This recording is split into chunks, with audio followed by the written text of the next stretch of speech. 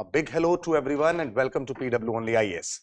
So in the previous lecture we have done with the aspects related to climate change and उसको लेकर भारत में क्या initiative लिए गए उनके बारे में भी हमने डिटेल में जानकारी हासिल की. By the means of this video lecture we are going to cover the aspects related to the sustainable development and agriculture.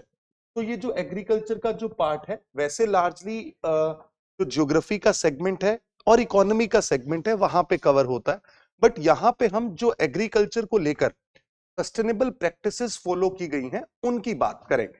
Right. सो पहले जानकारी हासिल करते हैं कि सस्टेनेबल डेवलपमेंट होता क्या है. But before moving on to sustainable development we need to have first idea about the economic growth and development. तो हम अपने चारों ओर बहुत सारी बार ये दो टर्म्स को यूज करते हैं, बट हम जब इनको यूज करते हैं तो बहुत इंटरचेंजेबली यूज करते हैं. बट हमें समझ में आना चाहिए there is an inherent difference between economic growth and economic development. When it comes to economic growth जो है ये एक क्वांटिफाइबल चीज है. क्वांटिफाइबल का मतलब यह है कि जैसे आप भारत की ग्रोथ की बात करते हो तो उसको आप जीडीपी के थ्रू मेजर कर लेते हो कि भारत के अंदर इस बाउंड्री के अंदर एक साल में जो भी गुड्स एंड सर्विसेज प्रोड्यूस हुई हैं उनका फाइनल प्राइस क्या है. That is going to tell you the economic growth of the nation. But जब बात आती है डेवलपमेंट की, इकोनॉमिक डेवलपमेंट की, ये एक क्वालिटेटिव आइडिया है. क्वालिटेटिव आइडिया का मतलब यह है इसे आप मेजर नहीं कर सकते, रादर आप एक चीज इससे ऐसे देख सकते हो कि जो ग्रोथ हुई है उस ग्रोथ ने हमारी हेल्थ सेक्टर को, हमारे एजुकेशन को, हमारी लिविंग स्टैंडर्ड को कैसे इंपैक्ट किया है.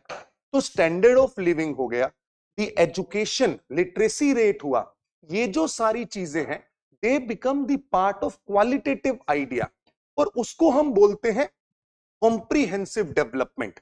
जिसको आप जैसे कुछ इंडेक्स आते हैं उन इंडिसेस के थ्रू जज करते हैं, जैसे कि आप बात करते हैं ह्यूमन डेवलपमेंट इंडेक्स. ये जो डेवलपमेंट इंडेक्स है this is going to talk about the economic development. But अब हम यहां से भी एक स्टेप और आगे बढ़ना चाहते हैं, जहां पे हम बात करना चाहते हैं डेवलपमेंट तो हो, बट डेवलपमेंट हो तो कैसा हो, सस्टेनेबल डेवलपमेंट हो. जैसा कि हमने पिछली क्लासेस के अंदर देखा कि सस्टेनेबल डेवलपमेंट का जो ये आइडिया था, इस आइडिया को सबसे पहले ब्रंटलैंड कमीशन की रिपोर्ट के थ्रू पब्लिश किया गया. जैसे पहली चीज तो हम ये समझे what is sustainable development. I personally call it as intergenerational equity. What is this intergenerational equity?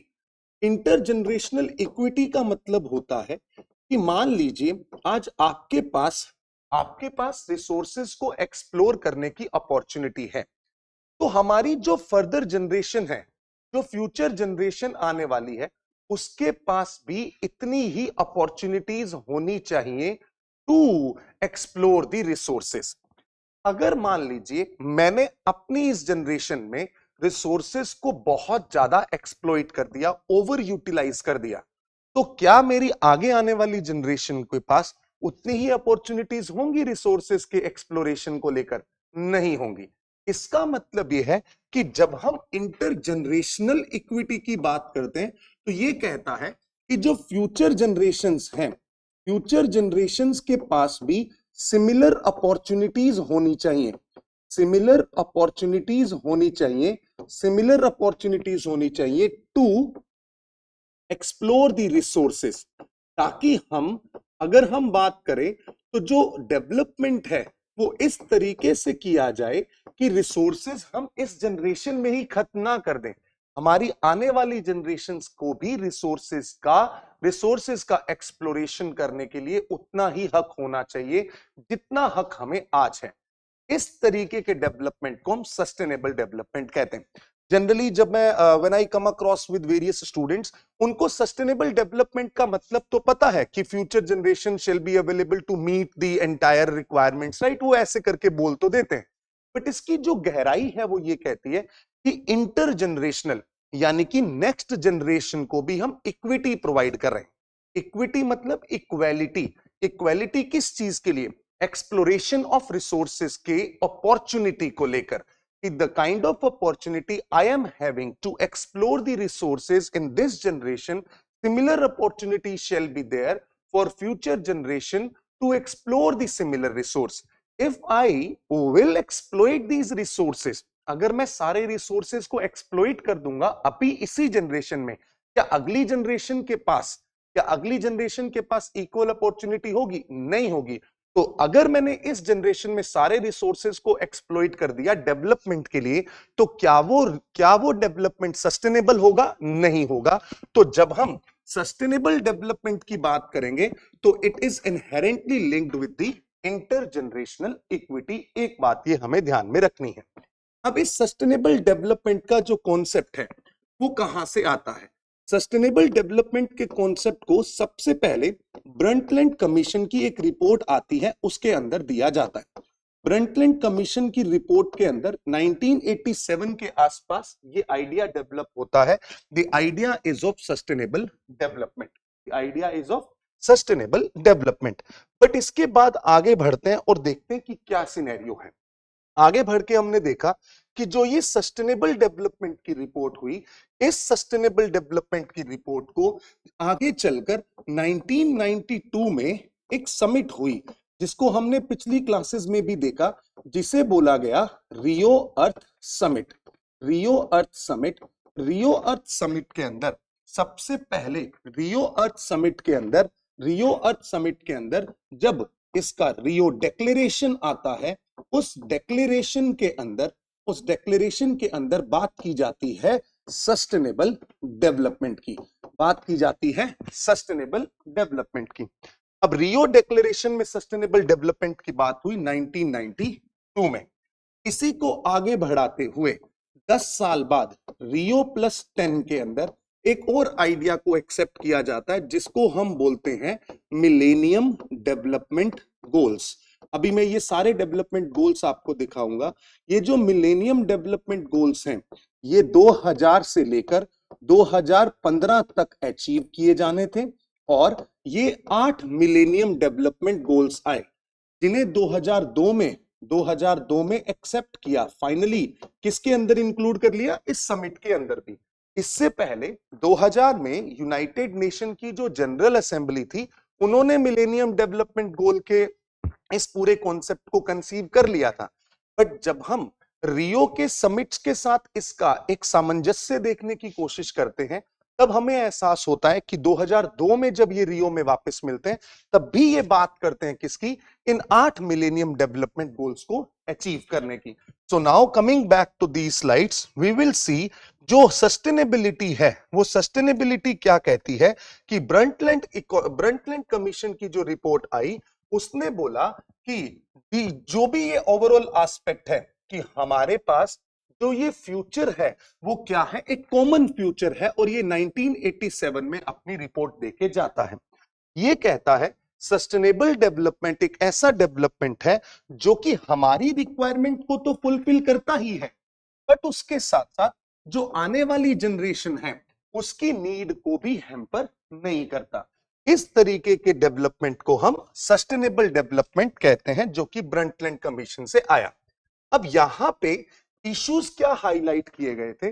वो ये थे कि concept of needs, the report emphasized the significance of addressing the fundamental needs of the world's impoverished population, giving them paramount importance. हमने क्या बोला कि जो ऐसे लोग हैं जिनके पास बिल्कुल फंडामेंटल नीड क्या है, जो कि गरीब लोग हैं, उनकी इंपॉर्टेंस को पैरामाउंट रखा गया।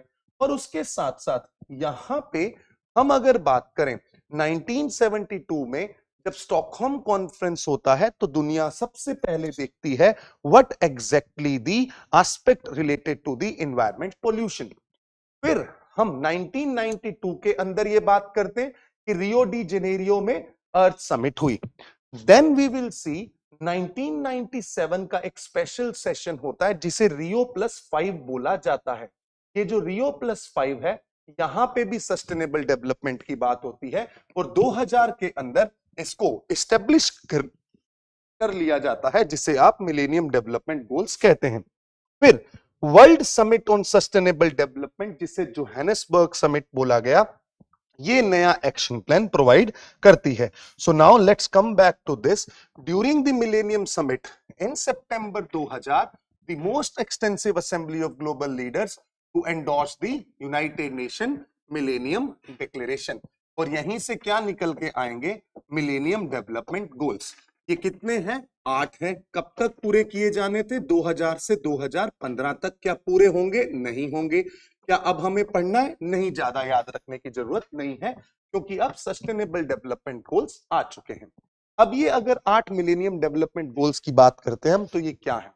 सबसे पहले हम हंगर और पॉवर्टी को रिमूव करेंगे। We will achieve the universal primary education. Then we will try to promote gender equality and women empowerment. Fourth is improve the mental health. Mental health को भी एक एस्पेक्ट माना गया। Next was the child mortality को reduce करना। Then ensure the environmental sustainability. और HIV और AIDS जैसी जो डिजीजेस उस समय पे बहुत लार्ज स्केल पे फैल रही थी, उनको इरेडिकेट करना, उनके बारे में बात करना, और उसके साथ साथ उनसे हमें जीत हासिल करनी है। Then develop a global partnership for development. Global partnership for development के लिए हमें ग्लोबल पार्टनरशिप अचीव करनी है। These were the 8 millennium development goals, जो कि आप यहां पे देख सकते हैं। इनको हम कब लेके आते हैं? 2000 में। और कब तक चलेंगे ये? 2000 से 2015। बट जब हमें पता लग जाएगा कि ये millennium development goals are not going to be achieved very soon, then what we will do is, हम ये 2000 से जो 2015 का पीरियड है, आगे बढ़ते हुए 2012 में वापस एक समिट होती है जिसे बोला जाता है रियो+20 समिट।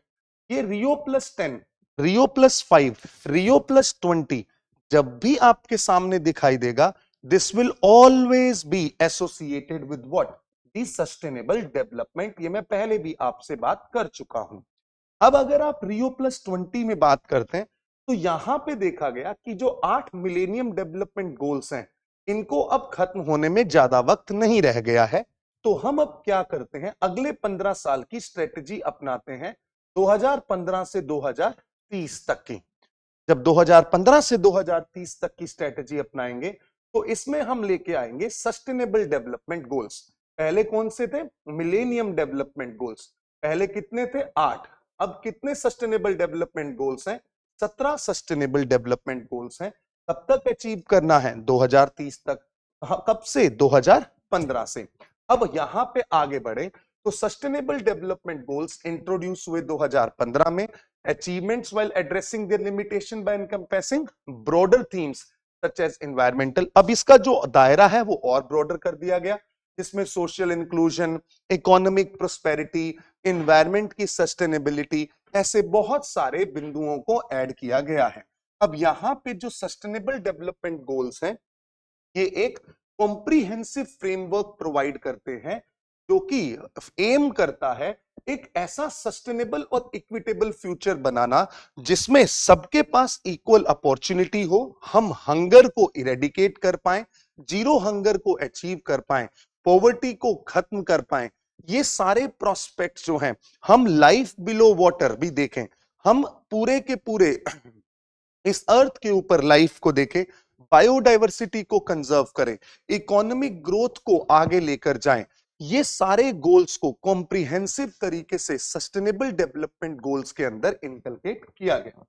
तो सस्टेनेबल डेवलपमेंट गोल्स हैं, ये एक इंटर गवर्नमेंटल अग्रीमेंट है, जो कि मिलेनियम डेवलपमेंट गोल के सक्सेसर के रूप में आया। और इसका एजेंडा था कि हम 2015 के बाद क्या करने वाले हैं और इन्हें कैसे अचीव करने वाले हैं। जैसा कि मैंने बात किया, सस्टेनेबल डेवलपमेंट गोल्स कितने थे बच्चा? 17। 17 सस्टेनेबल डेवलपमेंट गोल में पहला गोल इज नो पॉवर्टी। हम पॉवर्टी को, हर तरीके की गरीबी को हर जगह से रिमूव करने की कोशिश करेंगे। आप खुद भी इस बात का अंदाजा लगा सकते हैं कि क्या हम इसको अचीव करने में सक्सेसफुल हुए भी हैं या नहीं। Second is zero hunger. हम हंगर को खत्म करना चाहते हैं, फूड सिक्योरिटी को अचीव करना चाहते हैं। जब भी फूड सिक्योरिटी आएगा, तब मैं हमेशा एक बात बोलता हूं, अगर हम फूड सिक्योरिटी को अचीव करना चाहते हैं तो हमें तीन चीजों को इंश्योर करना पड़ेगा। One is affordability, second is accessibility, third is availability. हम अवेलेबल कराएं फूड को। अब अवेलेबल जब करवाएंगे तो सबके पास उसका एक्सेस होना चाहिए, और जब सबके पास एक्सेस होगा तो सबके पास खरीदने की भी क्षमता होनी चाहिए, अफोर्डेबिलिटी भी होनी चाहिए। इन तीनों को लेकर सस्टेनेबल डेवलपमेंट गोल्स में गोल नंबर 2 फूड सिक्योरिटी की बात करता है। Goal number 3 talks about good health and wellbeing. ये इंश्योर करता है हेल्दी लाइव्स को। देखें, हेल्दी वेलबींग और गुड हेल्थ बड़ा डिफरेंस है। हेल्दी वेलबींग का मतलब है कि आप internally as well as externally both are healthy in nature, right.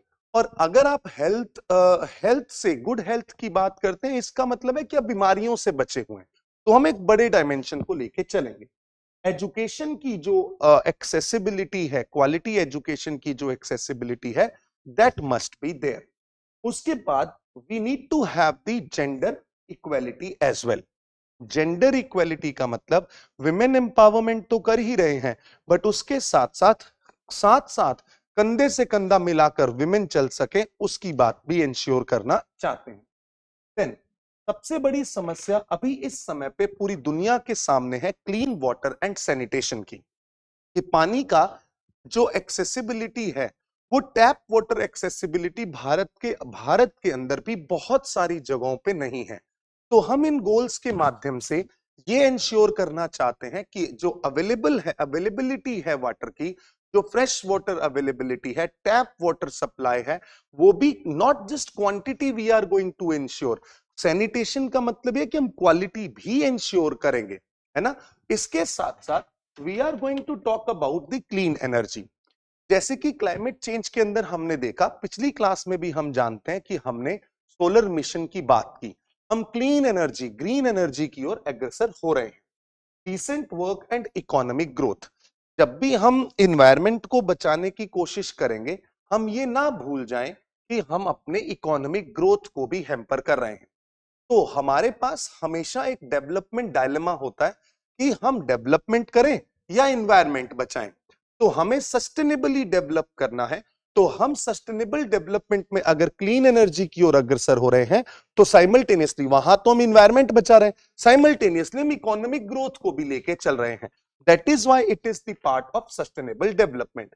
Industry, innovation and infrastructure, बिल्कुल सही है, क्योंकि हम इंडस्ट्रीज जब लगाएंगे तब इकोनॉमिक ग्रोथ होगी।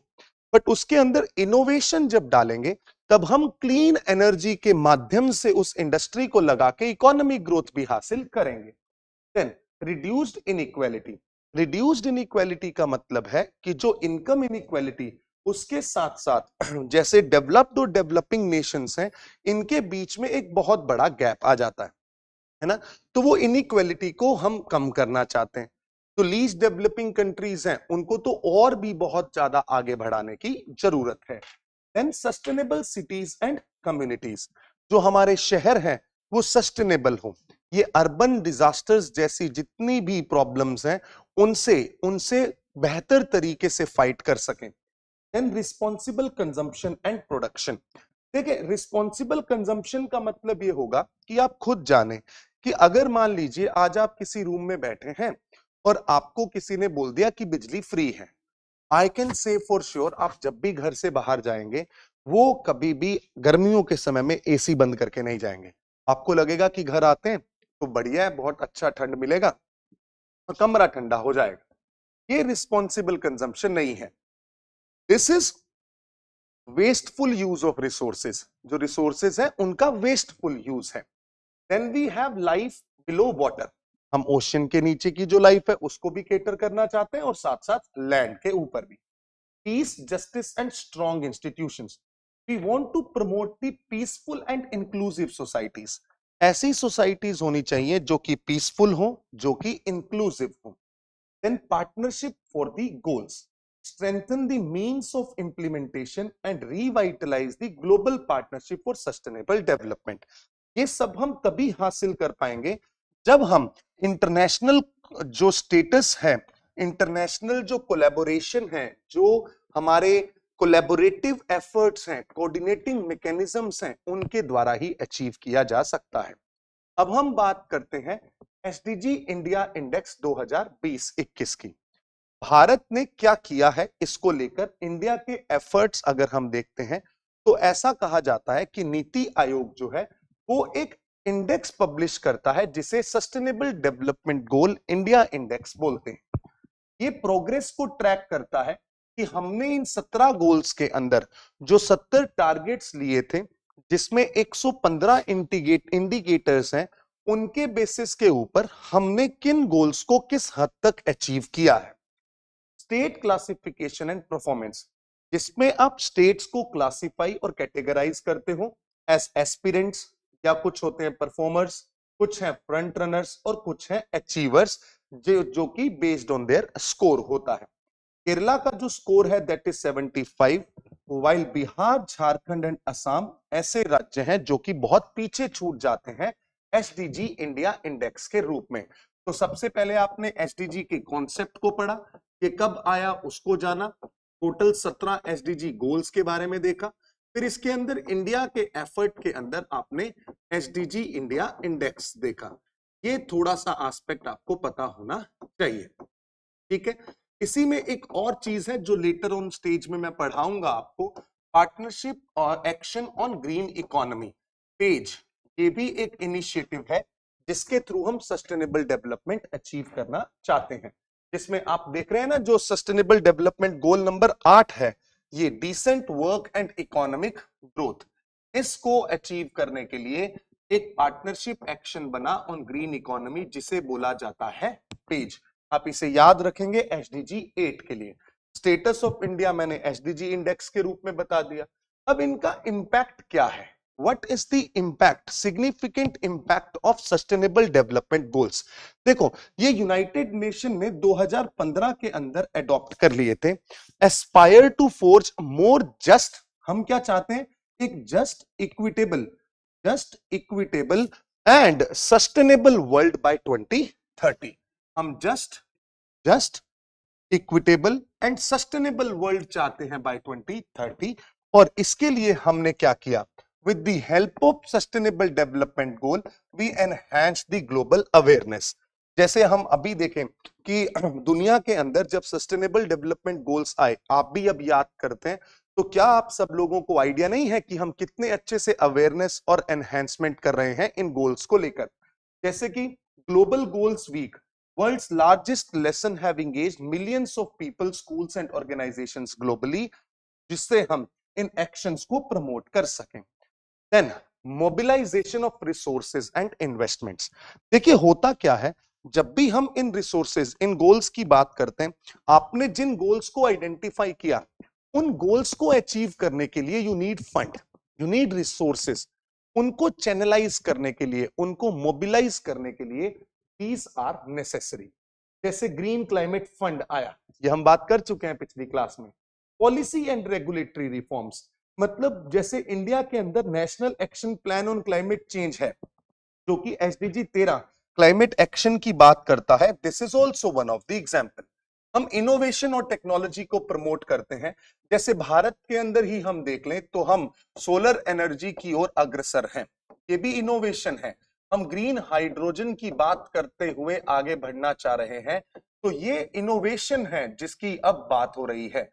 Then monitoring progress and addressing gap, जो एसडीजी का फ्रेमवर्क है उसमें बहुत सारे ट्रैकर्स हैं जिसको एसडीजी ट्रैकर कहा जाता है। इससे हम मॉनिटर कर सकते हैं कि कितना अच्छे से हमने अचीव किया है as far as these SDG goals are concerned, ठीक है। अब देखें, आगे बढ़ते हैं, ग्लोबल लेवल पे कैसे हुआ, पेरिस एग्रीमेंट के थ्रू, सेंडाई फ्रेमवर्क जो कि डिजास्टर रिस्क का है, देन एडिस अबाबा जो एक्शन एजेंडा है on financing for development linked with SDG 17, जहां पे एसडीजी 17 के लिए इस action agenda came into picture. Global goals platform जो कि एसडीजी 17 के लिए है। ग्लोबल फंड फॉर विमेन, जिससे हम जेंडर इक्वेलिटी, जिसको हम एसडीजी 5 के अंदर देखते हैं, उसको प्रमोट करते हैं। नेशनल लेवल पे अगर हम बात करें तो भारत के अंदर इकोनॉमिक ग्रोथ, फाइनेंशियल इंक्लूजन और जनधन योजना के तहत एसडीजी 1 जिसमें आप नो पॉवर्टी और एसडीजी 10 रिड्यूस्ड इनइक्वालिटी को देखने की कोशिश करते हैं।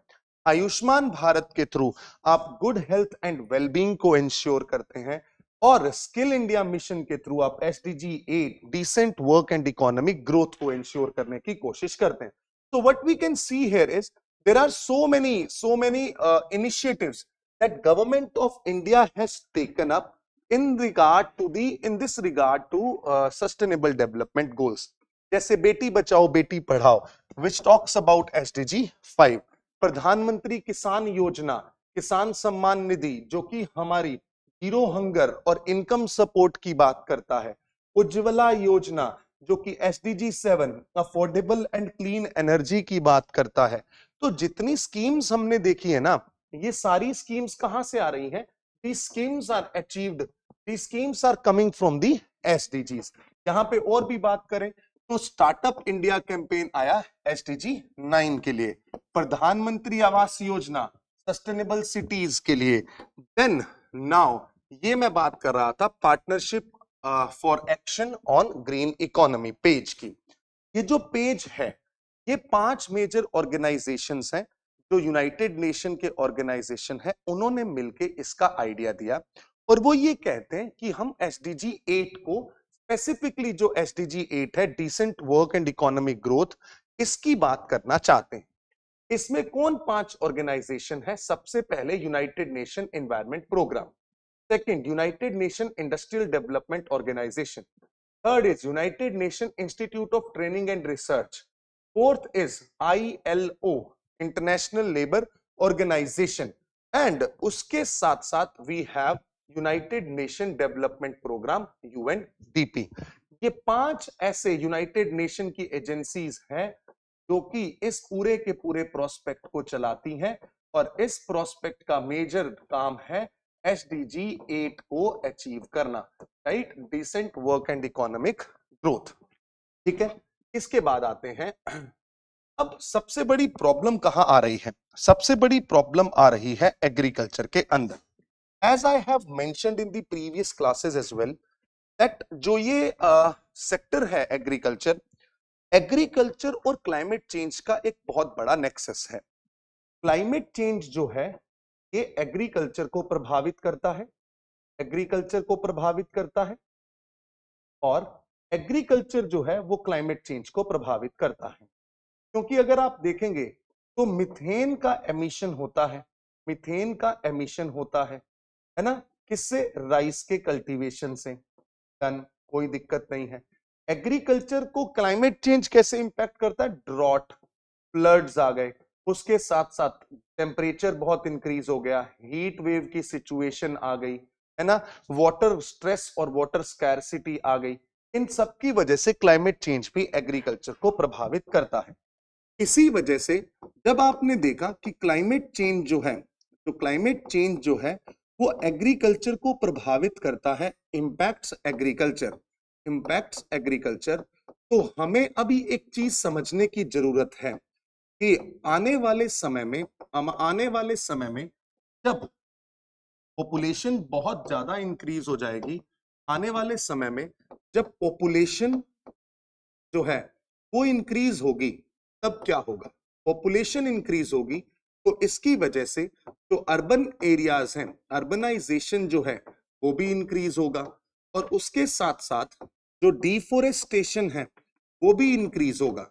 डिफोरेस्टेशन क्यों इंक्रीज होगा वो मैं अभी बताता हूं, पहले इसको ऐसे समझें। अर्बनाइजेशन इंक्रीज होगा, जब अर्बनाइजेशन इंक्रीज होगा तो जो कल्टीवेबल लैंड है, मतलब आपने अभी भी देखा होगा कि बहुत सारे एरियाज ऐसे होंगे जिनमें शहरों के बाहर जो हमारी एग्रीकल्चर लैंड थी उसमें अब कॉलोनीज कटने लगी हैं। वो जो कॉलोनियां कट रही हैं वो कल्टीवेबल लैंड थी, पहले वहां पे एग्रीकल्चर होता था। वो कल्टीवेबल लैंड जो होगी वो क्या होगी? कम होने लगेगी। बट पॉपुलेशन ज्यादा है तो इस जो स्मॉलर लैंड है, जो लैंड अवेलेबिलिटी है, जो लैंड की अवेलेबिलिटी है, जो कल्टीवेबल लैंड है वो अगर कम हो गई, लैंड अवेलेबिलिटी अगर कम हो गई, तो इसका मतलब यह है कि we will find one problem here, that is population increase हो रही है, लैंड अवेलेबिलिटी कम है, तो एग्रीकल्चर का प्रोडक्शन भी क्या होगा, कम होगा। एक तरफ से प्रोडक्शन कम है, ऊपर से पॉपुलेशन बढ़ रही है, तो क्या ये ट्विन प्रॉब्लम नहीं है? बिल्कुल सही बात है सर, ये तो दोहरी मार हो जाएगी कि एक तरफ से तो लैंड कम हो रही है, दूसरी तरफ से पॉपुलेशन बढ़ रही है। और इसको ट्विन प्रॉब्लम भी क्यों बोलूं मैं तो ये कहता हूं एग्रीकल्चरल प्रोडक्शन को कम करने के लिए क्लाइमेट चेंज भी तो अपना बहुत बड़ा रोल प्ले करेगा।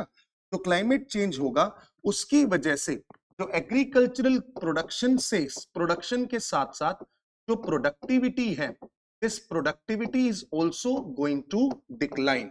ये प्रोडक्टिविटी भी क्या होगी, डिक्लाइन होगी। तो इस वजह से अब हमें किस ओर बढ़ना चाहिए? The solution here lies with the solution here is sustainable agriculture. Sustainable agriculture. Sustainable agriculture.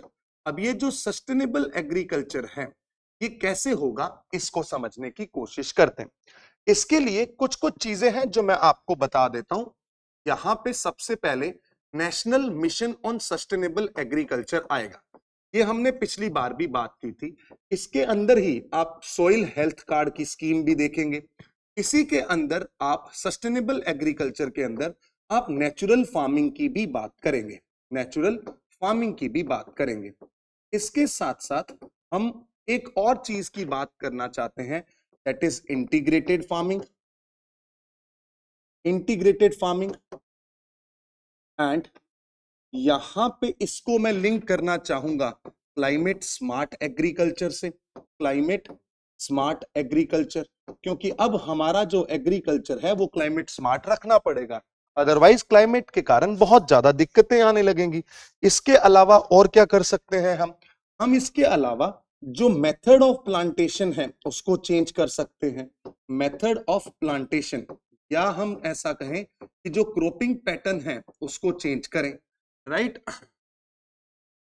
ये मेजर एस्पेक्ट है जो हमें अभी आने वाले इस स्लाइड्स के अंदर देखने हैं, then will be done through this chapter.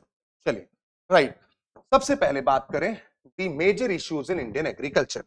Major issue है भारत का जो एग्रीकल्चर है इसके अंदर फूड प्रोडक्शन जो है, while increasing the food production, अगर हम इंक्रीज करते हैं फूड प्रोडक्शन को तो उसके साथ साथ बहुत लार्ज स्केल पे हमें एक चीज दिखाई देती है, that is the green house gas emission. And secondly अगर हम फूड प्रोडक्शन को इंक्रीज करते हैं तो हमारे पास चैलेंज आता है कि ये जो ओवरऑल ग्रीन हाउस गैस का एमिशन हो रहा है उसको कर्ब कैसे करें, है ना। अब यहां पे एक तो ये चीज आ गई, क्लाइमेट चेंज, अगर एक बार आपने ग्रीन हाउस गैस का एमिशन कर दिया तो वो क्लाइमेट चेंज को प्रॉब्लम क्रिएट करेगा, जब क्लाइमेट चेंज होगी तो हमारी सिचुएशन और खराब होती जाएगी। Over exploitation of ground water, जो ग्राउंड वाटर है, हमने जिन पद्धतियों से ग्राउंड वाटर को एक्सप्लोर या एक्सप्लॉइट किया उनकी वजह से बहुत लार्ज स्केल पे ग्राउंड वाटर का क्या हो रहा है, एक्सप्लॉइटेशन हो रहा है। जैसे कि सेंट्रल ग्राउंड वाटर बोर्ड कहता है इंडिया के ग्राउंड वाटर लेवल का डिक्लाइन एवरेज 0.4 मीटर हर साल होता जा रहा है पिछले 2 डेकेड के अंदर। तीसरा, अभी भी हम मोनोकल्चर जैसी, यानी कि एक ही तरीके की एग्रीकल्चरल क्रॉप को ग्रो करते हैं जिससे सॉइल के जो न्यूट्रिशन है वो खत्म होने लगते हैं। Third problem is monoculture.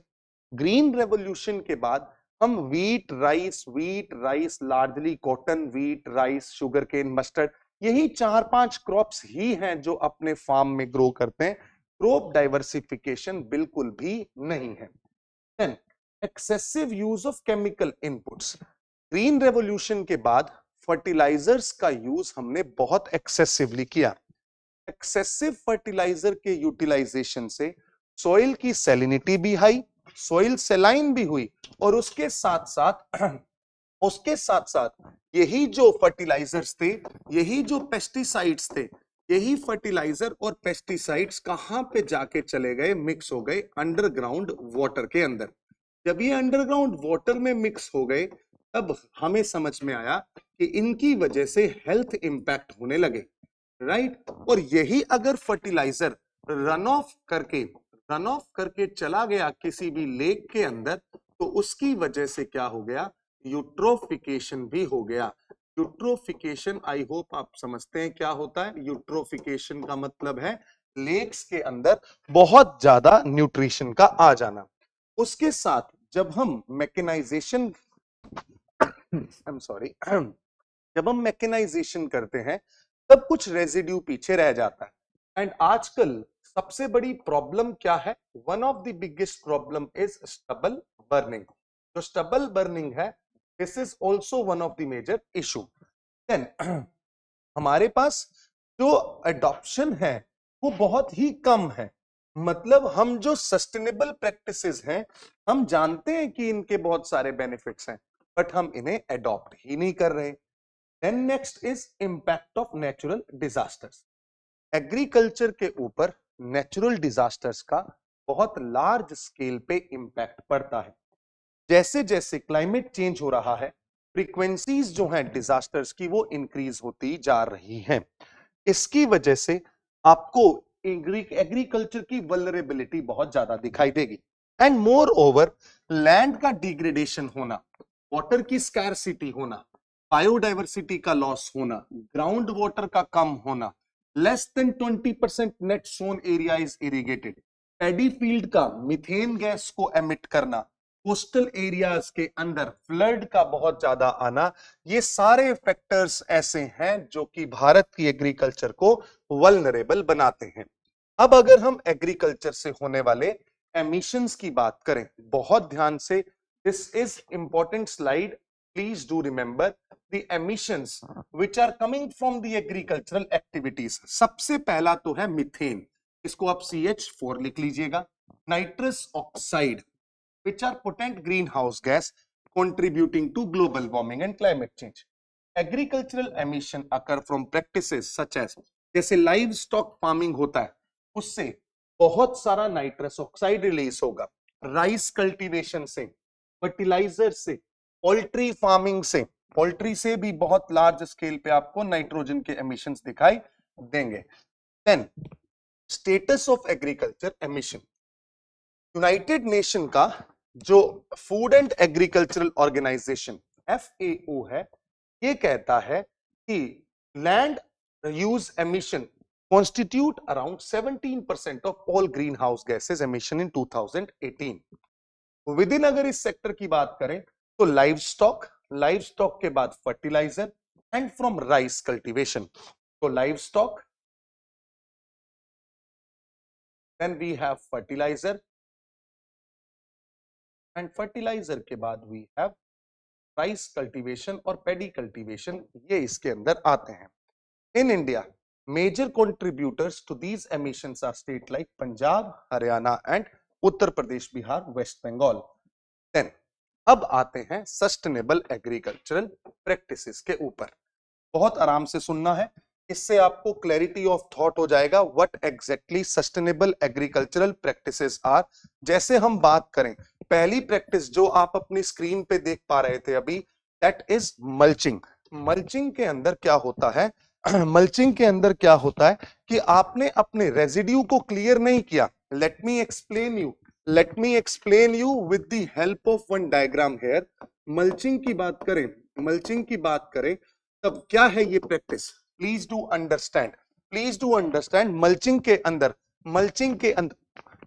अंदर आप क्या कर रहे हैं, रेजिड्यू को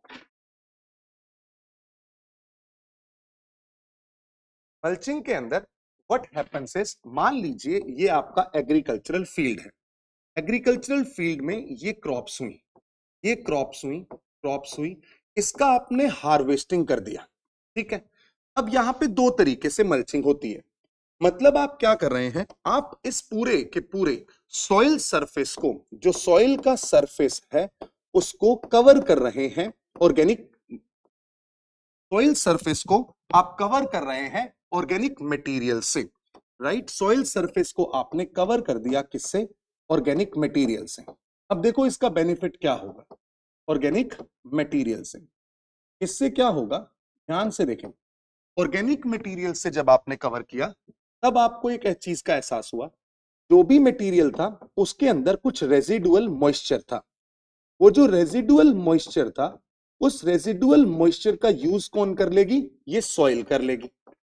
सेकंड, जब आपने सॉइल को कवर किया तो सॉइल का जो इरोजन है, जो इरोजन है वो क्या हो गया? सॉइल का जो इरोजन है वो खत्म हो गया, सॉइल का इरोजन खत्म हो गया। थर्ड, जो वाटर रिटेंशन कैपेसिटी है वो भी क्या हो गई? सॉइल की इंक्रीज। क्यों इंक्रीज हो गई? क्योंकि ये जो मल्च है, जो यहाँ पे क्रॉप पड़ा है, यहाँ पे जो ऑर्गेनिक मटेरियल पड़ा है, it will absorb the water, right. Fourth, इसी मल्चिंग के कारण जब ये मल्च डीकंपोज होगा, जब ये मल्च मल्च जो है वो डीकंपोज होगा, तब इसके डीकंपोजिशन से मेरे दोस्तों ऐड होगा क्या? ह्यूमस। ऐड होगा यहाँ पे ह्यूमस। जब यहाँ पे ह्यूमस ऐड हो जाएगा, इसका मतलब ये है इस ह्यूमस के एडिशन से, इस ह्यूमस के एडिशन से we will be able to identify कि yes, this is going to help us in the agricultural practices. This is going to help us in the agricultural practices. तो ये हो गया मल्चिंग। तो आप देखें मॉइस्चर रिटेंशन जो कि आपकी स्क्रीन पे लिखा हुआ है, देन वीड का सप्रेशन, यानी कि जो फिजिकल बैरियर हैं, जैसे कि जो वीड का डेवलपमेंट होना शुरू होता है उसको भी ये हिंडर करता है, उसको भी ये सप्रेस करता है। That is also one of the part. Second aspect here is the soil quality को इंप्रूव करना। It is going to improve the soil quality. Challenges क्या है? देखो, ऑर्गेनिक मटेरियल को आप अगर स्प्रेड करेंगे, कवर करेंगे सॉइल के ऊपर, तो definitely it will be a costly task. Then challenges में कॉस्ट आ गई, फिर बहुत सारा मेंटेनेंस करना पड़ता है, क्योंकि मेंटेनेंस इज रिक्वायर रिप्लेनिशिंग के लिए। देन आती है अगली फार्मिंग, जो कि इसी से रिलेटेड है, बिल्कुल इसी से रिलेटेड है, जिसे बोला जाता है zero tillage farming. Zero tillage farming का मतलब क्या है वो समझते हैं। जीरो टिलेज फार्मिंग में आपने क्या किया? देखो, जब भी फार्मिंग की जाती है ना, तो पहले हम समझे टिलिंग क्या होता है। जो टिलेज है, टिलेज का मतलब होता है mechanical steering. Mechanical steering, mechanical steering का मतलब यह है कि आप क्या कर रहे हैं, जो भी सॉइल है, इस सॉइल को, नीचे की सॉइल को ऊपर और ऊपर की सॉइल को नीचे भेज रहे हैं। क्योंकि आपने जो पिछले साल खेती की उसमें ऊपर की सॉइल के जो न्यूट्रिशन थे वो एग्जॉस्ट हो गए होंगे, तो आपने नीचे की सॉइल को ऊपर, ऊपर की सॉइल को नीचे किया। This is mechanical steering. अब ऐसा करने के लिए आपको क्या करना पड़ता है? यहां से पूरा का पूरा जो रेजिड्यू है, इसको क्या करना पड़ेगा? रिमूव करना पड़ेगा। जनरली इसको, रेजिड्यू को रिमूव करने के लिए what farmers do is stubble burning. जो भी रेजिड्यू है उसको बर्न कर देता है। उसकी बर्निंग के कारण आपको बहुत लार्ज स्केल पे एक पोल्यूशन की समस्या सामने आती है, पोल्यूशन की प्रॉब्लम होती है। That is also something which is great cause of concern to humanity this time. But अब हम क्या करते हैं? जीरो टिलेज यानी कि zero mechanical steering. We are not going to disturb the soil. Soil के माइक्रो ऑर्गेनिजम्स, उस पूरे इकोसिस्टम को हम डिस्टर्ब करेंगे ही नहीं, उसको साइक्लिंग नहीं करेंगे, उसको डिस्टर्ब नहीं करेंगे, ठीक है। Then bare soil is more at the risk of keep the soil covered, यानी कि आप रेजिड्यू को नहीं हटा रहे हैं, उसको कवर रख रहे हैं। अगर आप सोइल को कवर रखेंगे तो इवेंचुअली मॉइस्चर रिटेंशन कैपेसिटी बढ़ेगी और उसके साथ साथ धीरे धीरे ये ओवरऑल तरीके से बहुत अच्छे रिजल्ट हमें देके जाएगा। Grow a diverse range of crops, आप एक ही क्रॉप को बार बार ना ग्रो करें, वहां पे मल्टीपल क्रॉपिंग यानी कि क्रॉप डाइवर्सिफिकेशन को किया जाए। Keep living roots in the soil, जो लिविंग रूट्स होती हैं, जो कि सॉइल के अंदर बायोडाइवर्सिटी, फर्टिलिटी, वाटर क्वालिटी को ऐड करती हैं, उनको वहीं रहने दिया जाए। And finally integrate the animals, जो क्रॉप्स हैं उनको लाइव स्टॉक के साथ इंटीग्रेट किया जाए, लाइव स्टॉक के साथ इंटीग्रेट किया जाए। वहां पे जो इनपुट्स हैं वो सिंथेटिक ना होकर के इनपुट्स होने चाहिए बहुत ही ऑर्गेनिक इन नेचर। आप वर्मी कंपोस्टिंग करें, है ना, आप लाइव स्टॉक के जो डंग है, कैटल डंग है, उसका इस्तेमाल करें, जो ऑर्गेनिक मैन्योर है उसका इस्तेमाल करें। That is how we can increase the productivity and we can reduce the utilization of synthetic fertilizers. Significance if we talk about, It also, this no-till farming maintains the microbial health, because when we are not stirring the entire soil, we are not disturbing the soil, then it means the microorganisms which were thriving there, which were dwelling there in that soil, will remain as it is. Otherwise, जब हमने इसको पूरा stir कर दिया तो definitely ये destruct करेगा tilling के कारण पूरे माइक्रोबियल लूप सिस्टम को. Moreover, this is helpful in the nutrient retention, because when we are leaving the crop residue as it is over the entire field, that residue anyhow is going to decompose. When it is going to decompose, it will add nutrition to the soil. Then rainwater utilization, because whenever there will be rainwater, eventually this rainwater is going to be absorbed by the residue and water retention capacity will increase.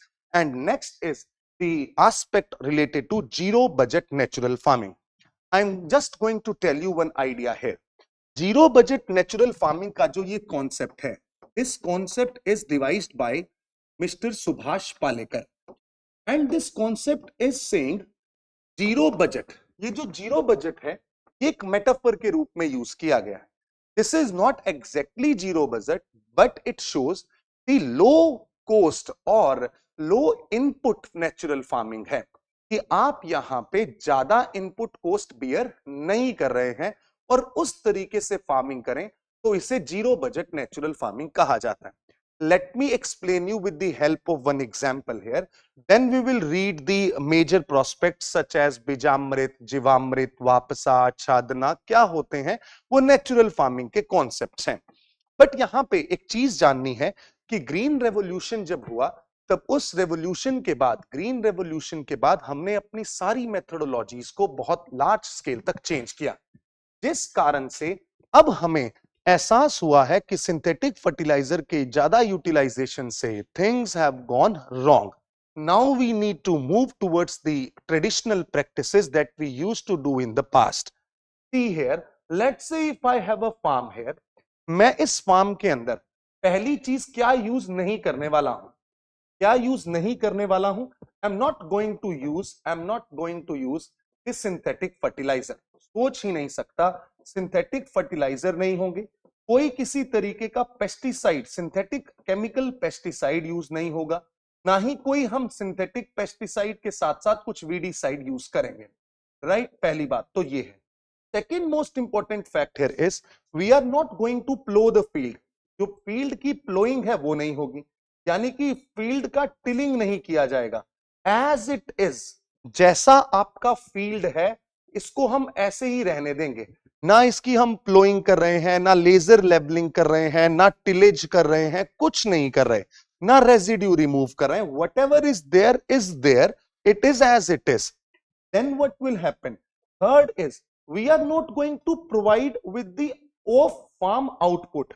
Of farm output का मतलब यह है कि मैं बाहर से लाके किसी भी तरीके का ऑफ फार्म इनपुट, सॉरी, बहुत सारे इनपुट्स ऐसे आते हैं जो कि आप बाहर से प्रोवाइड करते हैं. जैसे कि चलो किसी ने बोला कि सर आप सिंथेटिक फर्टिलाइजर मना कर तो रहे हो, तो फिर ये तीसरा पॉइंट क्यों लिख रहे हो? तो मेरा कहने का एस्पेक्ट ये है, सिंथेटिक फर्टिलाइजर तो लाने ही नहीं है, बट ऑफ फार्म इनपुट का मतलब ये है कि आप बायो फर्टिलाइजर भी नहीं ला सकते, बाहर से कोई खर्चा नहीं करना. इसीलिए तो इसका नाम क्या है? जीरो बजट है. No off farm input shall be there.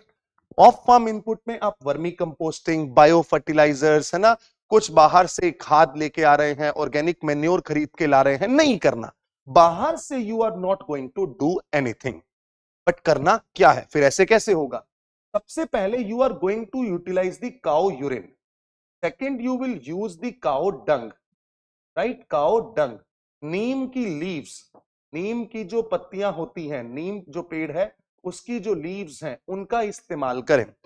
जैसे आपके पास एक सीड था, इस सीड को आपने काउ यूरिन के अंदर डिप किया and then you will spread it to the ground. Then cow dung का आप इस्तेमाल करेंगे मैन्योर के लिए. नीम की पत्तियां आपके लिए पेस्टिसाइड का काम करेंगी, आपके लिए नहीं मतलब फील्ड के लिए पेस्टिसाइड का काम करेंगी. And that is how we are going to ensure the natural productivity of the land to come out. when we are not using any of farm input in this farm, then the cost is significantly reduced. If the cost is reduced significantly, then it is termed as the zero budget natural farming. Now let's see what all these things are. सबसे पहले we are going to talk about the जीवामृत, एक ऐसा fermented microbial culture that enrich the soil with the nutrient, यानी कि आप microbial activity से इसको increase कर रहे हो। आप यंग रूट्स को सेफगार्ड करने के लिए सीड को किसके अंदर, सीड को किसके अंदर, जो देसी काऊ डंग है, काऊ यूरिन है, उसके साथ मिक्स करके क्या कर रहे हो, स्प्रेड कर रहे हो। आच्छादना को मल्चिंग बोलते हैं और मल्चिंग मैं आपको पूरा समझा चुका हूं। एंड वापसा इज द मॉइस्चर मैनेजमेंट, कि आप both air and water molecule को मैनेज कर रहे हो। और ये एडवोकेट करता है कि आप इरिगेशन मत करें, क्योंकि आप जितना ज्यादा इरिगेशन करेंगे उतना ज्यादा कॉस्ट बढ़ेगी और वो अलाउड नहीं है। This is what we call as zero budget natural farming. But इस फार्मिंग के अभी तक प्रयोग करने के बाद क्या रिजल्ट सामने आए हैं, वो थोड़ा सा अभी उसके लिए हमें इंतजार करना पड़ेगा। इसी से मिलता जुलता बस एक एस्पेक्ट है, इसी से मिलता जुलता बस एक एस्पेक्ट है जिसको हम ऑर्गेनिक फार्मिंग के नाम से जानते हैं। Organic farming and natural farming are both almost looks like same, but there is an inherent difference. Organic farming में we can use the off-farm inputs, but we are not going to use the synthetic fertilizers. Let's say if I'm saying I am having a farm here, and इस farm में will I be allowed to do plowing? Yes. Tilling? Yes. Laser leveling? Yes. Seeds को use करने के लिए mechanisation, yes. But what I need to take care of here is I am not going to use the synthetic fertilisers, synthetic pesticides and weedicides. Whatever I will use here in this farm will be organic in nature, और चाहे वो bio fertilisers हो, चाहे वो vermi composting हो, चाहे वो animal husbandry का एस्पेक्ट हो, चाहे उसका मैनेजमेंट बायोलॉजिकल मैनेजमेंट हो, यहाँ पे ग्रीन लीफ के मैन्योर्स, हम मल्चिंग यहाँ पे कर सकते हैं, हम यहाँ पे इसके साथ साथ क्रॉप रोटेशन को इनकलकेट करते हैं। That type of farming is termed as the organic farming. Nowadays it is quite a big market as far as organic farming is concerned, but zero budget natural farming और इसके अंदर फर्क यही है कि ZBNF में आप नेचुरल प्रोडक्टिविटी को देखना चाहते हैं लैंड की। You are not plowing, you are not tilling, you are not doing anything to the entire land. Rather, you are just allowing the land to cultivate the crop according to the natural capacity. So this is the difference between zero budget natural farming and organic farming. Now, अगर हम significance की बात करते हैं, तो significance में now it is, as I have mentioned, it is a bigger market, so it is going to expand the market opportunities. There are certain environmental advantages, such as this farming is free of fertilizer, it will support the wildlife presence, particularly the microbial loops, right? And then अगली बात हम अगर करें, भारत के अंदर India ने क्या initiatives लिए। सबसे पहले परंपरागत कृषि विकास योजना, ये ऑर्गेनिक फार्मिंग को प्रमोट करने के लिए ही एक क्लस्टर बेस्ड स्कीम आई, जिसमें हम जो हमारी ऑर्गेनिक जो ट्रेडिशनल फार्मिंग है उसको प्रमोट किया गया। एंड उसके साथ साथ we will adopt the participatory guarantee scheme certification. Then certification scheme के अंदर जो फसाई है, FSSAI रेगुलेट करता है फूड इन द नेशन कि कौन सा ऑर्गेनिक फूड है और जिसको हम डोमेस्टिक यूज कर सकते हैं या इंपोर्ट कर सकते हैं या एक्सपोर्ट कर सकते हैं। बट अब जैसा कि हम बात करें what shall be the way forward में हम ऑर्गेनिक लैंड एरिया को जिस हिसाब से ओवरऑल क्लाइमेट चेंज का इंपैक्ट है, we can see land area और प्रोडक्शन, इसकी जो पूरा का पूरा बैलेंस है वो हमें क्रिएट करना है ताकि हम ग्रोइंग डिमांड्स को मीट कर सकें। Right now next aspect here is something which is very important, which we call as vertical farming system. And vertical farming system से पहले I just want to tell you the integrated pest management and then we'll be done with this. Integrated pest management का मतलब है कि आप paste को इस तरीके से मैनेज कर रहे हो कि ये प्रिवेंट, आप क्या कर रहे हो, प्रिवेंट भी कर रहे हो और उसके साथ साथ जो उसके लॉन्ग टर्म इंपैक्ट्स हो सकते हैं उससे उसके हार्म को भी कम कर रहे हैं। इट एम्प्लॉयज वेरियस मेथड्स, जैसे कि आपने बायोलॉजिकल कंट्रोल किया, you have done the habitat adjustment, cultural practice modification and बहुत सारी ऐसी क्रॉप वेराइटीज को ग्रो करना which are resistant crop varieties. ठीक है, pesticides are utilised only when monitoring indicates this necessity as per established standard. मतलब ये है कि आप नेचुरली पेस्ट कंट्रोल कर रहे हैं, बट पेस्टिसाइड का यूज तब किया जाएगा जब एक मिनिमम प्रिस्क्राइब्ड लिमिट के बाद पेस्ट अटैक आपको दिखाई देता है। तो दैट पेस्टिसाइड का utilisation would be at the end, वो एक लास्ट रिजोर्ट हमने रखा हुआ है। उससे पहले हम बायोलॉजिकल कंट्रोल की मदद से, कल्चरल कंट्रोल की मदद से, बायोलॉजिकल कंट्रोल का मतलब यह है कि हम उनके नेचुरल प्रीडेटर्स को लेके आए। मान लीजिए कोई एक पेस्ट अटैक कर रहा है तो उसका नेचुरल प्रीडेटर उस इकोसिस्टम में कौन है। If we will introduce that natural predator, automatically pest का जो अटैक है वो कम हो जाएगा। देन कल्चरल कंट्रोल में हम यहाँ पे क्या कर सकते हैं, डिमिनिश कर सकते हैं पेस्ट एस्टेब्लिशमेंट, रिप्रोडक्शन को, डिस्पर्सल एंड सर्वाइवल को। मतलब अगर for instance adjusting irrigation techniques can mitigate paste issues, हमने इरिगेशन टेक्निक को क्या किया, मैनेज किया, जिससे इस पूरे इशू से लड़ा जा सके। देन कुछ ऐसे कंट्रोल्स हैं जिसमें हम एलिमिनेट कर सकते हैं पेस्ट को, जो कि मान लो कि किसी एक पेस्ट के सर्वाइवल के लिए, उसके परपेचुएशन के लिए कुछ कंडीशंस आर नेसेसरी, उन कंडीशंस को हमने क्या कर दिया, चेंज कर दिया। जैसे हमने रोडेंट को ट्रैप करना शुरू कर दिया, ये मैकेनिकल कंडीशंस हैं। डायरेक्ट रादर देन हम चूहे मारने की दवा डालें, उससे पहले उनको ट्रैप भी तो कर सकते हैं, that is mechanical aspect. Chemical control तब इन्वॉल्व होगा जब इंटीग्रेटेड पेस्ट मैनेजमेंट में हमने जुडिशियसली बाकी सारे चीजों को तो कर लिया है, उसके बाद जब हम पेस्टिसाइड यूज करेंगे तो वो भी बहुत जुडिशियस मैनर में करेंगे और एक सर्टेन थ्रेशोल्ड को अचीव करने के बाद करेंगे। So this is the paste integrated pest management. Integrated pest management के बाद एक स्कीम आई थी जिसको यहां पे डिस्कस करना बहुत जरूरी है, that is what we call as soil health card scheme.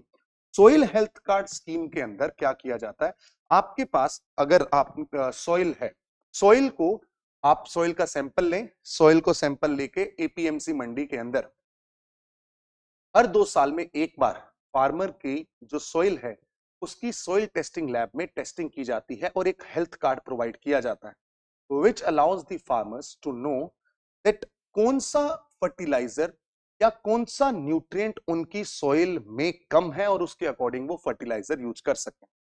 12 total parameter होते हैं जिनके बेसिस पे इस सॉइल को चेक किया जाता है। इसमें से कुछ parameter such as macronutrients, NPK, secondary nutrient जैसे कि सल्फर, और कुछ माइक्रो न्यूट्रिएंट जैसे कि आयरन हो गया, एल्यूमिनियम हो गया, बोरोन हो गया, है ना। एंड देन कुछ उसकी physical parameters, electric conductivity of the soil, organic content of the soil, pH of the soil. In parameters पे सॉइल की टेस्टिंग की जाती है। 2 साल में एक बार आप करवा सकते हैं, करवा तो सकते ही हैं, और वो कहां पे होगी, वो इशू किया जाता है बाय एपीएमसी के अंदर जो सॉइल टेस्टिंग लैब्स हैं, या आपने उनसे जब भी लेबोरेटरी से चेक करवाया तब उसके अकॉर्डिंग आप फर्टिलाइजर्स का यूज कर लें। This is soil health card scheme, very easy to understand.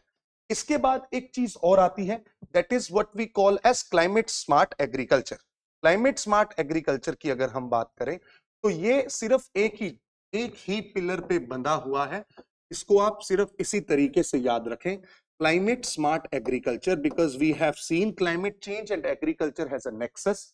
So if we see climate change is impacting the agriculture, then simultaneously agriculture is impacting the climate change. So we need to have some smart, resilient agricultural practices as far as climate change is concerned. Now, there are 3 major components of climate smart agriculture. One is the increasing agricultural productivity and income of the farmers. Increasing agricultural productivity and income of the farmers. Second would be, our farming should be in a manner to adapt the changes of climate change, and then it shall mitigate the impact also. So adaptation, mitigation and increased agricultural productivity and income are the 3 major pillars of climate smart agriculture. जब आप adaptation में बात करते हैं तो आप मान लीजिए ड्रॉट रेजिलिएंट क्रॉप्स या सीड्स को डेवलप कर रहे हैं, यानी कि आप रिसर्च डेवलपमेंट एंड डेमोन्स्ट्रेशन, इन तीनों में पैसा इन्वेस्ट कर रहे हैं। इनोवेटिव मेथोडोलॉजीज, इनोवेशन आप इंक्रीज कर रहे हैं। This is what we call as adaptation. When it comes to mitigation के अंदर what we are doing is, rather than transplanting method, direct seeding of rice जैसे methods को यूज किया जाए, जिससे ग्रीन हाउस गैस के एमिशन को क्या हो, एमिशन कम हो। ये कुछ मेथड्स है मिटिगेशन के लिए। इंक्रीज इनकम के लिए आप इंटीग्रेटेड फार्मिंग की ओर जा सकते हैं। इंटीग्रेटेड फार्मिंग के अंदर what can be done, agroforestry का मतलब आपने एग्रीकल्चरल एक्टिविटी भी करनी है और फॉरेस्ट्री भी, जिससे आप अगर एग्रीकल्चर से इतना बेनिफिट नहीं उठा पाते हैं तो जो टिम्बर को सेल करके यू कैन गेट बेनिफिट, तो इनकम इंक्रीज हो जाएगी, एश्योरेंस हो जाएगा इनकम का। मोर ओवर देन उसके साथ साथ आप एग्रोफोरेस्ट्री के साथ साथ जो लाइव स्टॉक रियरिंग है वो भी इंक्लूड कर सकते हैं। पोल्ट्री फार्मिंग कर दे, है ना, एक्वा कल्चर कर ले। ये सारे के सारे एस्पेक्ट किस लिए होंगे, इंटीग्रेटेड फार्मिंग के प्रोस्पेक्ट होंगे, जिससे इंक्रीज की जा सके इनकम को, so that we can achieve the objective of climate smart agriculture. Now the last part for this session is the vertical farming, then we will end this entire discussion. Vertical farming एक नई तरीके की farming है जो कि पहले मैं आपको तस्वीर के माध्यम से दिखाना चाहता हूं। यहाँ पे तीन चीजें हैं, one is aeroponics, second is hydroponics and third is aquaponics। Aeroponics, hydroponics and aquaponics. देखें वर्टिकल फार्मिंग में what we are doing is, let's see aeroponics. यहाँ पे एक ऐसे इन्वायरमेंट फ्रेंडली टेक्निक है जहां प्लांट्स को ग्रो किया जाता है विदाउट सॉइल। जिनकी रूट्स होती हैं वो एयर के अंदर सस्पेंडेड होती हैं और एक ऐसा ग्रोइंग इन्वायरमेंट क्रिएट किया जाता है जिससे प्लांट्स ग्रो करने लगे, राइट। बट हाइड्रोपोनिक्स में तो कुछ एस्पेक्ट अलग है। एरोपोनिक्स के अंदर we eliminate the use of both growing medium and flowing water. हम फ्लोइंग वाटर का भी इस्तेमाल नहीं करते। हम प्लांट की जो रूट्स हैं they are periodically spread with nutrient rich water solution. कि प्लांट जो है वो सीधा यहां पे आप देख सकते हैं इस जगह पे, यू विल सी हियर, ये प्लांट्स जो हैं they are just being spread, इनकी जो रूट्स है उसके अंदर न्यूट्रिएंट स्प्रे किया और ये एरोपोनिक्स के तहत अपने आप हवा मिलती जा रही है और ग्रो करता जा रहा है, ठीक है। कंट्रोल्ड एनवायरनमेंट यहां पे होता है। एक्वापोनिक्स में it integrate the hydroponics and aquaculture. यहां पे आपने फिशेस भी डाल दी है, ठीक है। तो जो फिशेस होंगी उनका excreta will act as what, the nutrient. But उससे पहले हम अगर देखें व्हाट इज हाइड्रोपोनिक्स, जहां पे प्लांट का कल्टीवेशन किया जाता है that utilize a water based nutrient rich solution instead of soil। Soil के अंदर नहीं है, न्यूट्रिएंट रिच सॉइल नहीं है, यहाँ पे प्लांट का मिक्सचर, वाटर का मिक्सचर है, सॉल्यूशन है, न्यूट्रिएंट रिच है, उसके अंदर प्लांट की ग्रोथ की जाती है। रूट को सपोर्ट करने के लिए हाइड्रोपोनिक सिस्टम है। देन ऑक्सीजन का एक्सेस प्रोवाइड कर दिया जाता है to provide support for the plants, while allowing access to oxygen we are maintaining the essential for a proper growth root growth system। Aquaculture के अंदर we are inculcating hydroponics with aquaculture in a closed loop system, जहां पे biological components को add किया गया जिसके अंदर fish, plants और beneficial bacteria are added। Here the symbiotic relationship can be seen। Fish waste will serve as water for the plant and providing essential nutrients। In return, plants purify the water for the fish, creating a mutually beneficial ecosystem। This is what we call as aquaponics। यहाँ पे fishes का tank है, इस पानी को लेगा, plant use करेगा, फिर जब वापस पानी आया जिससे fishes are also surviving। So these are some of the sustainable techniques, sustainable methodologies for the agriculture। Yes, sustainable development as well as sustainable agriculture, both are the need of the hour। We have only one planet and of which the resources have been exploited at large extent। So there is now a moral obligation on humanity to particularly save the resources, utilize the resources very, very carefully and judiciously. So we call it as mindful consumption instead of mindless destruction. We'll see you next time. Thank you so much. Goodbye.